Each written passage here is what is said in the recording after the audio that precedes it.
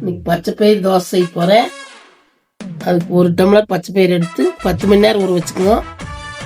கம்மியாக ஊற வச்சா ஊறாது. இதோட உப்பு கொஞ்சம் ஜீரகம் சேர்த்தி தோசை மாவு பார்த்துக்கு அரைச்சிக்கலாம்.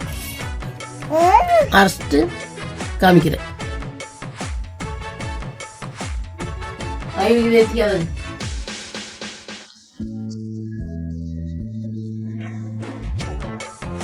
பச்சை பயிர் அரைச்சாச்சு. இந்த அளவுக்கு அரைச்சிங்க தோசை பார்த்துக்கு. ஒரு அரை மணி நேரம் இப்படியே இருக்குது. அப்போ தோசை ஊற்றிக்கலாம். புளிக்கலாம் வேண்டியதில்லை. கொஞ்சம் ஒரு அரை மணி நேரம் மூடி வச்சிடலாம். அப்புறம் தோசை ஊற்றிக்கலாம். அரைச்சி வச்சு அரை மணி நேரம் ஆயிடுச்சு.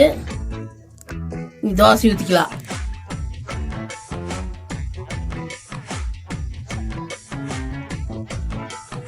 அடுப்பத்தை வச்சு தோசைக்கல் வச்சுங்க. தோசைக்கல் காயிட்டு தோசை ஊற்றிக்கலாம். அது காஞ்சி வச்சு தோசை ஊற்றிக்கலாம்.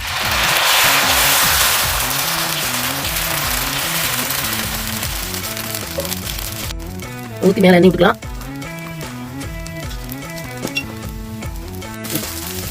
அந்த சைடு வந்துச்சு திருப்பி போட்டுக்கலாம். திருப்பி போட்டாச்சு. தோசை வெந்துருச்சு, எடுத்துக்கலாம். இன்னொன்று ஊற்றிக்கலாம்.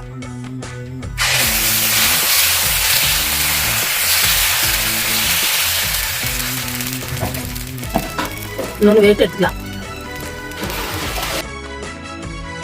இது வெந்துருச்சு, எடுத்துக்கலாம். பார்த்தீங்கன்னா பச்சை பயிர் தோசை சூப்பராக வந்திருக்குது.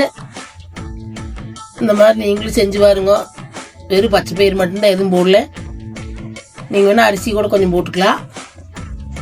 குழந்தைகளுக்கு கொடுக்குறதுனால பச்சை மிளகா போடல. நீங்கள் பச்சை மிளகா இஞ்சி வேணாலும் போட்டுக்கலாம். செஞ்சு பார்த்துட்டு பிடிச்சிருந்தா லைக் பண்ணுங்கள், ஷேர் பண்ணுங்கள், சப்ஸ்கிரைப் பண்ணுங்கள்.